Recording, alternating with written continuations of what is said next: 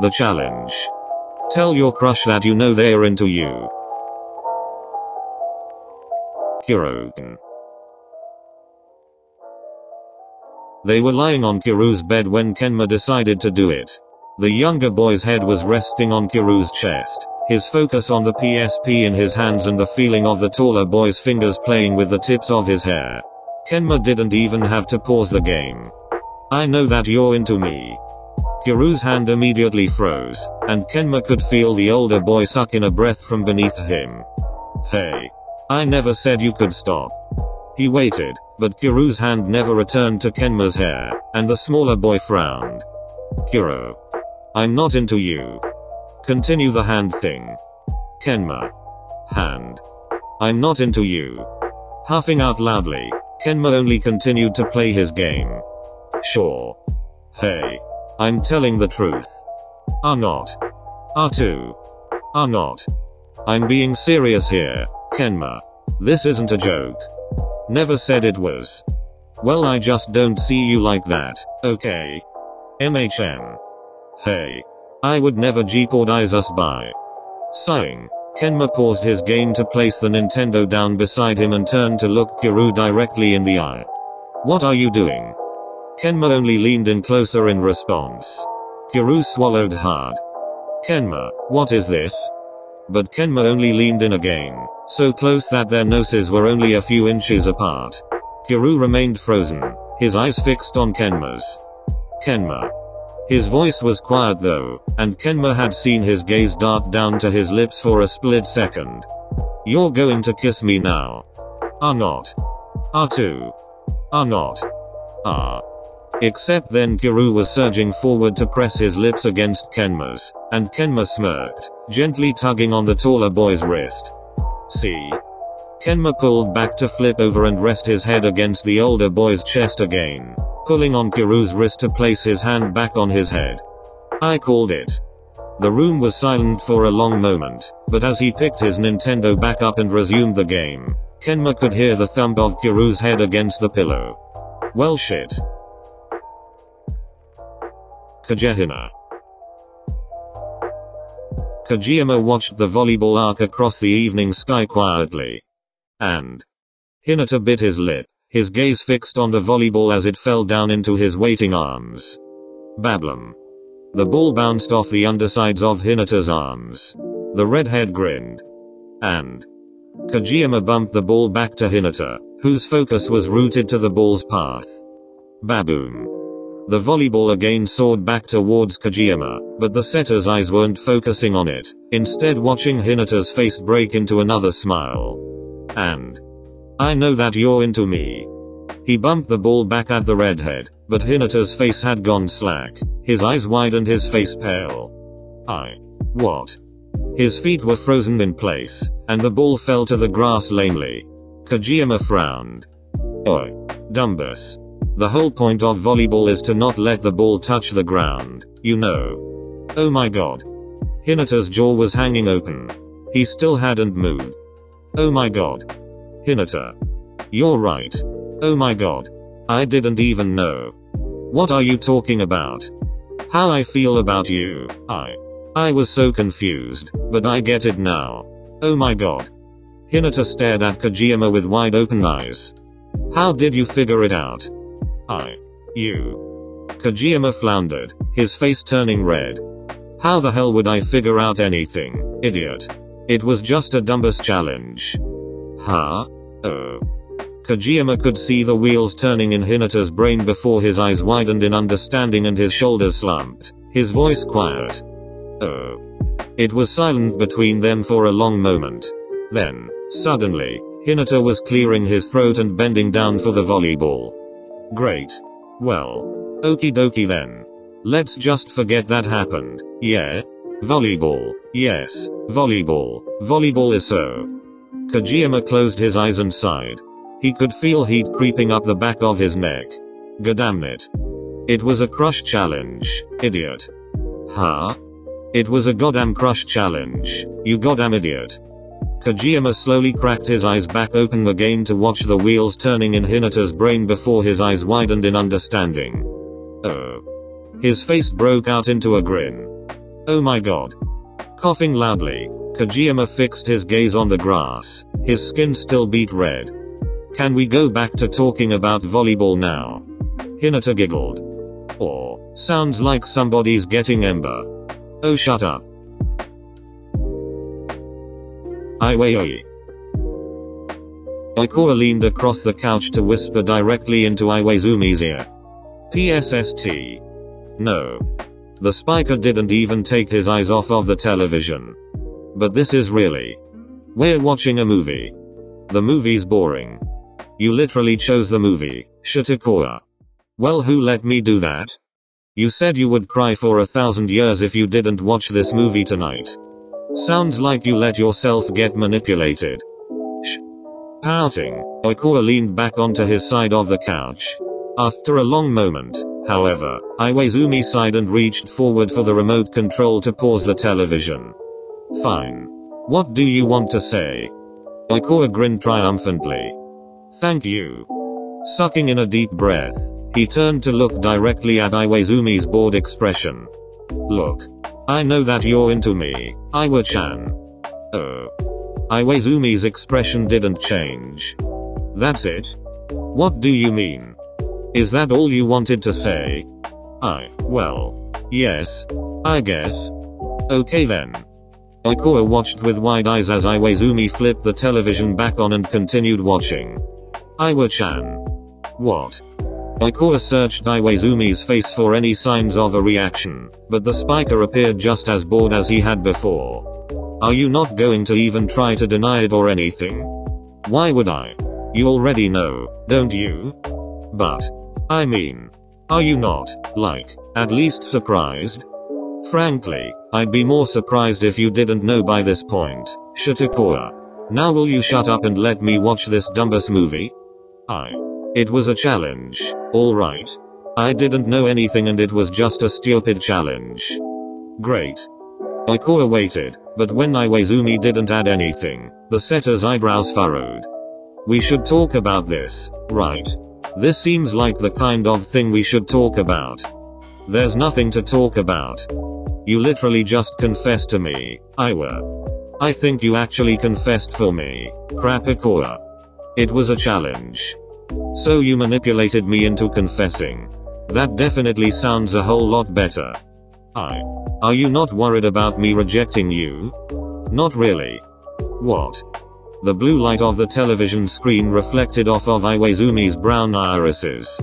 You won't cut me out of your life, so I get to keep you either way. And that's the only thing that matters in the end anyways, so. Wow. Ikora stared at the spiker with wide eyes. You've really thought this through. Yeah, well, thinking things through tends to happen when you've been pining for your best friend for half your life. Ready to shut up? No. But his words were cut off when Ikora suddenly surged forward to squeeze him into a tight hug. Don't worry, Iwa-chan. I'm not going to reject you. Wasn't worrying. Shh. You shh. That's what I've been saying. Chuckling lightly, Iwaizumi lifted up his hand to rest on Ikora's head. Yeah. Whatever you say, you crappy idiot. Ikora smiled into the spiker's chest, squeezing him even tighter. I can't wait to manipulate you forever, Iwa-chan. Looking forward to it, Shitakura. Bokuaka. Bakuto's tone was bright as he followed Akashi into the empty classroom. Whatcha wanna talk about, Kashi? The setter waited to close the door behind them before responding. I've been thinking. Okay. Akashi turned around slowly, considering. He didn't do things like this. Akashi played it safe. He played it smart. And, well. He studied Bakuto's smile for a long moment, remembering the first time he'd seen it, a year ago. Wow. An entire year later and here he still was. Stuck just looking at Bakuto's smile. I've come to a conclusion. Screw it. Akashi was done playing it safe. I know that you're into me. The entire room was still for a prolonged moment, not even a single exhale breaking the silence. But then Bakuto's shoulders slumped down in relief, his face breaking out into a grin. Oh, thank God.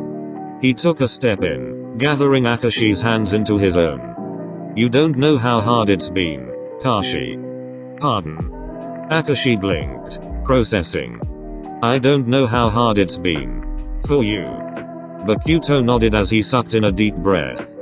Okay, now look, Akashi. I think that you're amazing, alright. And beautiful and smart and loyal, and have I said amazing yet? Because I really. Akashi blinked again. This. Okay. He alright. And I was trying to keep it secret and not come off too strong because you're amazing and beautiful and smart and loyal, and messing this up would be so. Bakuto-san. You're amazing. Actually though. You're amazing. Maybe. God, that feels so great to say. Can I say it again? I'm going to say it again. Bo. You're amazing, Akashi Kiji. Absolutely amazing. Thank you, Bakuto-san. He waited. Can I speak now? Bakuto bit his lip. How about I just say it one more time? Because I really want you to. I think I get the picture, Bakuto-san. Okay. Akashi closed his eyes, processing. So that actually okay. Wow. That yeah. Are you thinking now, Kashi? The spiker's voice was a loud whisper. Akashi kept his eyes closed. Yes, Bakuto-san. Oh, okay. Bakuto fell quiet, and Akashi tried to wrap his head around it. It had been a year, an entire year, and yet. So. Still thinking, Bakuto-san. Right. Okay. Bakuto fidgeted with his hands, his leg jiggling up and down. Akashi's eyes snapped open. Jeez. In one swift moment, he had reached out and yanked Bakuto's head forward so that their lips were crashing together, pulling back after a moment to look straight into the spiker's stunned eyes. You need to let me think, Bakuto-san. Do you understand? Dazed, Bakuto started nodding slowly. Yes, Bakuto-san. The spiker paused. How much longer would you need to think if I were to tell you I love you? Oh my God. Exhaling out loudly, Akashi closed his eyes, his cheeks tinted pink. You are going to be the death of me, Bakuto-san. Tsukkiyama. Yamaguchi wasn't sure he could do this. For one thing, there was no way in hell he had enough swagger to pull a challenge like this off. And for another, it was a lot of pressure, okay? Especially with Tsukishima just walking beside him, all tall and cool and Tsukishima-like, and I know that you're into me. Yamaguchi's eyes widened. Oh number. He hadn't meant to say that. But Tsukishima had his headphones on, and he hadn't stopped walking, so after a long second, Yamaguchi let himself breathe again. It was alright. He was okay. Tsukishima hadn't even. How? What? Yamaguchi's head snapped up to stare at Tsukishima, but the taller boy kept his gaze fastened on the dark sidewalk ahead of them. I said, how did you figure it out? Yamaguchi's eyes widened, his feet freezing. Never mind. Doesn't matter now, anyways. Tsukishima continued walking forward, his hands tucked into the pockets of his school uniform. Yamaguchi, on the other hand, could only stare at his back in silence for a few seconds, his head still trying to catch up. Wait. Hold up. Wait. Tsuki. Yamaguchi had to run to catch up with Tsukishima's long strides, but the blonde boy didn't even slow down. Hey. Grabbing onto Tsukishima's arm, Yamaguchi yanked hard so that the taller boy was forced to turn around and look at him. I told you to wait for me. Don't be a fool. We both know how this is going to go, so let's just spare each other the indignity of this interaction. I'll be fine by tomorrow. Tsukishima started to turn around again, and Yamaguchi had to grab his arm to stop him once more. What? Yamaguchi floundered for words, his face turning pink. I told you to stop doing that. Stop doing what? You know, like, whole readying yourself for disappointment thing. It's dumb, and it's stupid, and So I'm dumb and stupid. Got it. See you tomorrow. No. I am not done speaking. What? You wanted to call me idiotic, too. I think I got the picture. No, actually, you clearly haven't, because pretending to be fine when you're not is just. What about sparing me the indignity of listening to your rejection, did you not? I'm not about to. God. Yamaguchi squeezed his eyes shut. He really didn't have enough swagger for any of this. Me too. What? Like, about the whole knowing thing? Well, you should know that. Me too. I also, yeah. Tsukiyama arched an eyebrow. That wasn't a full thought, you know. His cheeks flushing pink. Yamaguchi frowned. Well, if you'd stop being all tall and cool and Tsukiyama like, then I wouldn't be so nervous, okay? The taller boy stared down at him in silence for a long moment, unmoving. Then, after a stretched out pause, one corner of Tsukiyama's lips turned upwards, and he turned back around. Shut up, Yamaguchi. But this time he waited with his hand outstretched, and Yamaguchi could see that the tips of the blonde boy's ears were pink. Grinning, the shorter boy interlaced their fingers together. Sorry, Suki. Screw swagger. This was 1,000 times better. Kyouhaba. Kyouhaba waited for the rest of the team to file out of the locker room before saying anything. Hey. Kyouhaba. The spiker barely even had time to turn around before the setter had slammed him against a locker, his hands pinning Kyouhaba in. This again? Kyouhaba was scowling, but Kyouhaba only glared back. Shut up and listen. Fine. Good. Yeah. I said shut up. Kyouhaba inhaled deeply, his forehead creasing as he stared straight into Kyouhaba's golden eyes. What? It was just a challenge. Kyouhaba wouldn't care. It was just. Never mind. Pulling back, Kyouhaba spun around and started towards the locker room exit. I'm not doing this. Kyouhaba.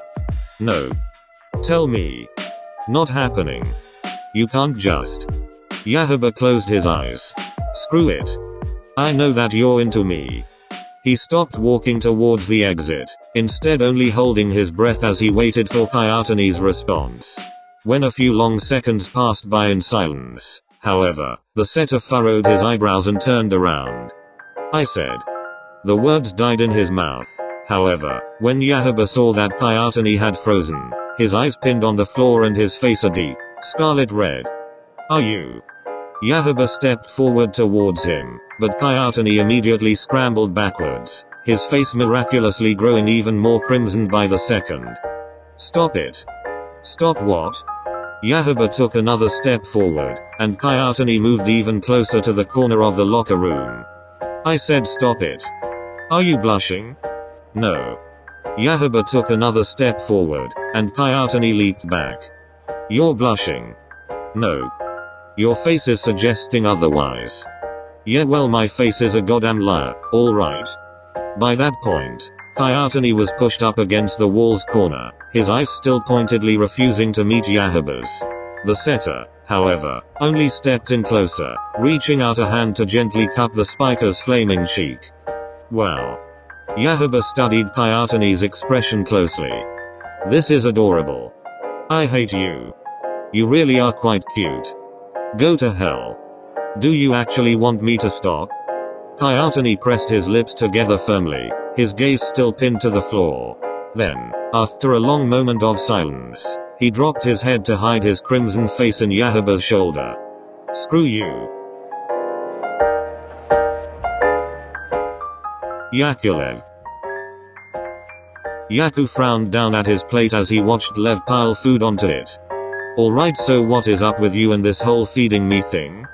Lev, however, only dropped another piece of meat into Yaku's lunchbox. What do you mean? He picked up a piece of meat and held his chopsticks up to Yaku's face, smiling. Open up. But Yaku only glared at him. No. Not happening. Why not? No. Please. I am not letting you literally spoon feed me, Lev.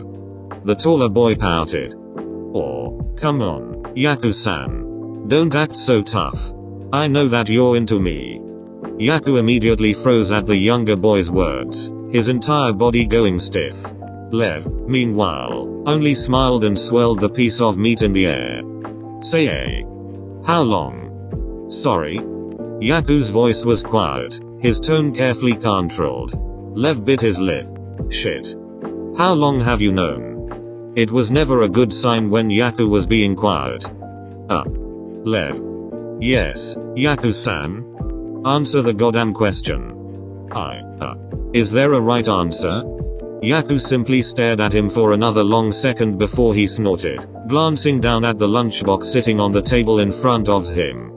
You want to know if there's a right answer? Well here, let's see if this makes things any clearer for you, shall we? And then Lev was being attacked from all angles with a flurry of jabs from the pair of chopsticks in Yaku's hands, the libero's voice growing louder with each passing second. For how goddamn long have you known how I feel about you and yet continued to strut around being all pretty and caring and adorable and attentive and shit, you goddamn Russian bastard, for how goddamn? God. Yaku threw down the chopsticks, instead only glaring hard at the younger boy. I hate you. Really? No. Okay. Lev tried to lean forward a bit, but Yaku only turned his head in the opposite direction in response, which, yeah, okay, that was probably not a great sign. Well, that's a good thing, yeah? What do you think? Yaku's tone was acidic. Lev swallowed hard. No. Ding ding ding. A long moment passed by in silence, Yaku still refusing to turn around and look at him. After waiting for a bit, Lev raised the piece of meat back up. Are you still hungry? Another prolonged second went by without a word. Then, slowly, Yaku turned around to reveal his flushed cheeks, the corners of his lips tugged downwards in a frown. Why are you still trying to feed me? Because I want you to think that I'm all pretty and caring and adorable and attentive and shit? When Yaku only stared at him in response, Lev tried shooting him a tentative smile. Was that the right answer? His frown deepening, Yaku leaned forward and took a bite of the meat. Only couples feed each other, you know. Grinning, Lev picked up another piece with his chopsticks. Don't worry, Yaku-san. I know. Sakuatsu. Sakusa stood with his hands shoved into his hoodie as he stared down at where Atsumu was lacing back up his regular shoes on the gym floor. Well, that was a good game. Right, Omi. Atsumu hadn't even needed to turn around to know who it was. Sakusa remained silent. Don't think I missed me getting 2 more service aces than you did either. You're getting lazy on me or something, Omi. Tilting his head back, Atsumu grinned up at Sakusa's face. The spiker remained quiet for another long moment before speaking. I know that you're into me. Sakusa kept his expression still as he studied the setter's reaction carefully. Atsumu, on the other hand, only blinked up at him for a moment before bursting out into laughter. Well shit, Omi. Leaning forward again, Atsumu went back to lacing up his shoes. That was just about the most cowardly cop-out of a confession you could have chosen. Sakusa frowned from underneath his mask, his eyes still pinned on the top of Atsumu's head. You're real lucky that you're cute, you know. Sakusa narrowed his eyes. His tone remained emotionless. Since when was that a confession? Atsumu's chuckling immediately stopped, and Sakusa could see the hand the setter had been using to tie up his laces freeze. What? I said since when was that a confession? Atsumu went quiet for a long moment, not even his pinky daring to move. Omi, But by the time the setter had turned around, Sakusa was already walking away, his hands resting in the pockets of his hoodie. Hurry up and get showed. You're taking me on a date. Atsumu grinned. So that really was a. I said hurry up. The end.